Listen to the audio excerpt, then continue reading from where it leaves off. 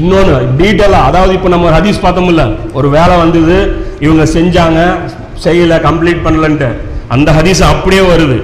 அதுவும் பார்த்தீங்க அப்படின்னா, இதுவும் நம்பர் நோட் பண்ண முட்டேன், இதுவும் பைபிளில் இருக்குது. நான் நம்பர் வேணா அப்புறமா இன்ஷால்லா நான் எடுத்துறேன். என்ன அப்படின்னா, ஈசா நபி சொல்கிறாங்க, விண்ணரசை, அதாவது இந்த கிலாஃபத்தை பின்வரும் நிகழ்ச்சிக்கு ஒப்பிடலாம். பின்னாடி ஒரு சம்பவத்தை சொல்லி இந்த சம்பவத்தோட நீங்க ஒப்பிட்டு பாருங்க அப்படின்னு சொல்றாரு. ஒரு நிலத்துக்கு சொந்தக்காரர், அதாவது ஒரு தோட்டத்துக்கு சொந்தக்காரர் ஒருவர் தம் வேலையாள்களை வேலைக்கு அமர்த்தினார். விடியற் காலையில் வெளியே சென்று விட்டார். வேலைக்கு வச்சுட்டு விடிய காலை வரைக்கும் விட்டுட்டு போயிட்டார். காலையில கூப்பிட்டு ஆளுங்களை விட்டுட்டு செஞ்சுட்டு இருங்க வேலைன்னு சொல்லிட்டு போயிட்டார். அதாவது பாருங்க, அதுலயும் சுபு தான் வருது. சுபுவிலிருந்து அவங்க வேலை செஞ்சாங்க லோஹர் வரைக்கும் அப்படின்ட்டு. இப்போ ஃபர்ஸ்ட் ஆட்கள் அவர்கள் 4 ஒன்றுக்கு ஒரு தொனரியம் கூலி, அதாவது ஒரு கீராத்து கூலி கொடுத்து வேலை செய்யுங்க அப்படின்னு ஒத்துக்கொண்டு அவர்களை தம் திராட்சை தோட்டத்திற்கு அனுப்பினார்.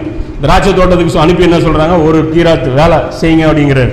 ஏறக்குறைய காலை 9 மணிக்கு அவர்கள் வெளியே சென்ற போது வெளியில் வேறு சிலர் வேலையின்றி நிற்பதை கண்டார். வெளியே வந்து பார்க்கறாங்க, வேலை எல்லாம் இன்னொரு கூட்டம் நிற்குது. அவர்களிடம், நீங்களும் என் திராட்சை தோட்டத்துக்குள் போங்கள், நேர்மையான கூலி உங்களுக்கும் கொடுப்பேன் என்றார். அவர்களும் சென்றார்கள். மீண்டும் ஏறக்குறைய 12 மணிக்கு 3 மணிக்கும் வெளியே சென்று அப்படி செய்தார்.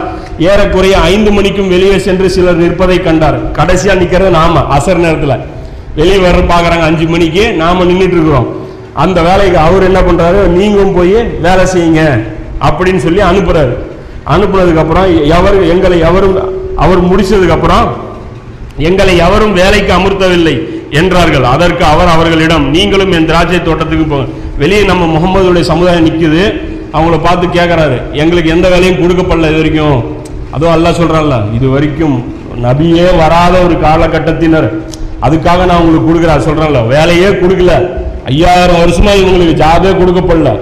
இப்ராஹிம் நபி வந்துட்டு போனதோட சரி, ஒண்ணுமே உங்களுக்கு வேலை கொடுக்கப்படல. மாலையானதும் திராட்சை தோட்ட உரிமையாளர் வந்தார்.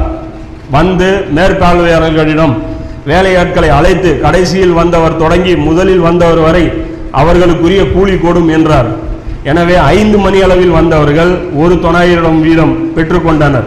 அப்போது முதலில் வந்தவர்கள் தங்களுக்கு மிகுதியாக குடிக்கும் என்று எண்ணினார்கள். முன்னாடி வேலை செஞ்சவங்க என்ன நினைச்சாங்க, நமக்கு ஜாஸ்தியாக கிடைக்கும்னு நினைச்சாங்க. ஆனால் அவர்கள் அதை பெற்றுக்கொண்ட போது அவர்கள் முணுமுணுத்தார்கள்.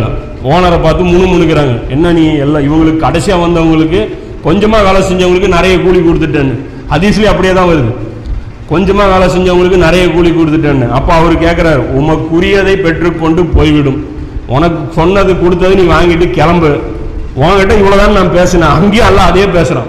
ஹதீஸும் பாரு எப்படி பைபிளும் மேட்ச் ஆகுது, ஹதீஸும் வார்த்தை பாரு எப்படி வஹி எப்படி மேட்ச் ஆகுது அல்லாஹ்வுடைய இது. அல்லது நான் அது இந்த மாதிரி கொடுப்பது, நான் நல்லவனாக இருப்பதால் உமக்கு பொறாமையா அப்படின்னு சொல்லிட்டு கடைசி வசனம் என்ன அப்படின்னா, இவ்வாறு கடைசியானோர் முதன்மையானவர் கடைசியானார். முந்தியவர்கள் காலத்தால் பிந்தியவர்கள் முன்னாடி ஆயிட்டாங்க, அந்தஸ்துல முன்னாடி ஆயிட்டாங்க. இந்த ஹதீஸ் அப்படியே மேட்ச் ஆயிருச்சா? அப்போ இந்த வேலை இவங்களுக்கு கொடுக்கப்பட்ட